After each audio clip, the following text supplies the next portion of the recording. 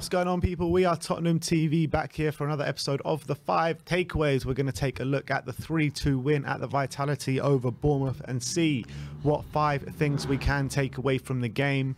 And if you're new around here, do scroll down and smash that subscriber button, and let's get straight into it, starting off with number 1, and that is Creative Son. Yeah, Son maybe on the face of things didn't have the best of games, but statistically he was the most likely one to create something. He had 6 key passes throughout the game, which is quite a lot for 90 minutes. 5 accurate crosses as well.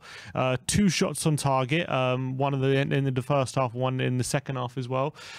Completed 1 dribble, and obviously he was the one who put the corner in the 92nd minute for the goal.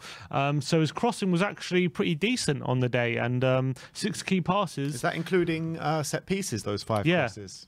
Yeah. Five. He took about 15 corners throughout the game. Yeah, but still, a lot.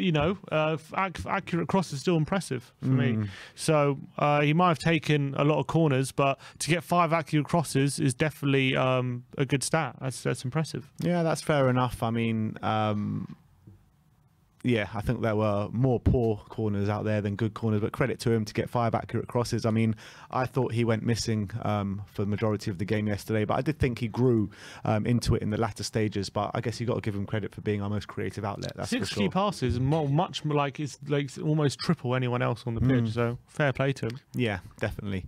Let's move on to number 2, and that is Bentancur's cameo. Yeah, and we seem to be mentioning Bentancur a lot in these videos, and I think there's a 3rd video in a row he's got his own takeaway, and another brilliant performance from Bentancur. He only had half an hour on the pitch, but he really made the most of it. He got 1 key pass, 2 dribbles, 3 accurate long passes as well. He had 2 shots during the 90 minutes, obviously one of them leading to the goal, and it really took a lot of composure in the 90th minute for him to get that goal as well. And it capped off what was a really good cameo from Bentancur, which gave us a platform to go and win the game. Yeah, absolutely. He was sensational yesterday, head and shoulders above everyone else, really stamped his authority on the game as soon as we came on. And it's no coincidence that once he came on is when we really had that dominant spell, and we were just camped in their half and being really aggressive and super attacking, and it was just great to see. And Bentancur was just with a heartbeat of it all, and obviously he capped it off by getting that winner right at the death. So big up to Bentancur, and he's going from strength to strength literally every game. So brilliant stuff from him. Let's move on to the 3rd takeaway, and that is all-out attack.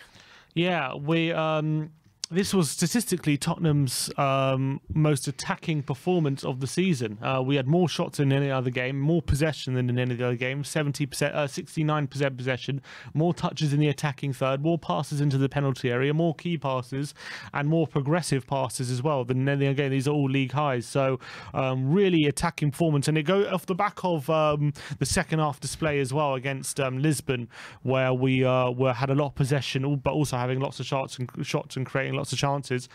Really good stuff from Spurs, and it's leading to a trend where we're creating chances even with lots of possession, which maybe wasn't the case last season. Yeah, and the stats, like you say, completely bear out the amount of possession we had, the amount of chances we had, the amount of shots we had. It was just great to see. I mean, I wish we didn't have to leave it till the last kick of the game, the last second of the game, or even in the second half. I wish we could stamp that authority from minute 1, but it's not to be so far this season. But hopefully Conte can find a way to do that moving on into the season. But it's definitely good signs that we can dominate a game like that and create chance after chance, and after being 2-0 down, completely deserve a win. So credit to the team for plugging away, that's for sure.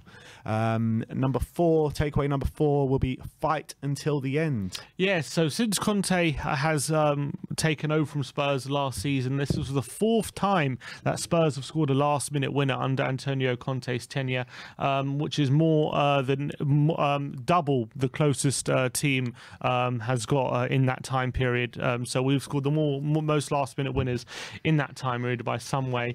So Conte has taught us to fight until the very end ever since he's taken charge of Spurs. And we seem to, when we need to, get that last-minute goal. Do you remember all the last-minute winners? Can you name them? Obviously Leicester. That's about as far as my memory goes. No, I'm joking. Bournemouth. How many are there? 4. 4. So 2 more. No, I can't. Watford. Yeah. What was Sanchez? Yeah. And there's an obvious one. Which one? Man City. Oh, Man City, obviously, yeah. That just shows you my memory of the state I'm doing today after yesterday, to be honest. I mean, we had a bit of a heavy day yesterday, but no, I think it's also a hallmark of the fitness that you know he's been putting into the team, because we saw that under Maurizio Pochettino, how fit the team were and how we just never stopped right until the end, and that dropped off dramatically under Jose Mourinho when the team clearly weren't fit enough and we used to concede goals in those stages of the game. So it's good to see the fitness levels and the team fighting till the end. That's definitely a great sign. So big up to Antonio Conte and his coaching staff. And last but not least, the fifth and final takeaway, and that is set piece kings. Yeah, and this, you know, might only be the 30th of October, but we are definitely seeing Gianni Vio's handiwork come into play already. That was we scored 2 set piece goals yesterday, which takes our total this season to 9 goals from set pieces this season, which is the highest total in the Premier League so far. So we really are beginning to be very, very threatening from set pieces and from corners. And also, we've only conceded 1 goal so far this season from a set piece. So defensively and offensively, we really are working our magic from set pieces. And right now, we're the best team from set pieces in the Premier League. Yeah, and it's super impressive because, you know, last season we conceded quite a lot of set pieces. It was definitely one of the areas where we were vulnerable. We weren't scoring enough of them as well. And I think it's been a common criticism of Spurs for a while now, where we don't take too much advantage of the set pieces. So it's great to see that Gianni Vio is really doing some good work for us, and we've become really good at both attacking and defending set pieces. So music to my ears, to be honest, and long may it continue.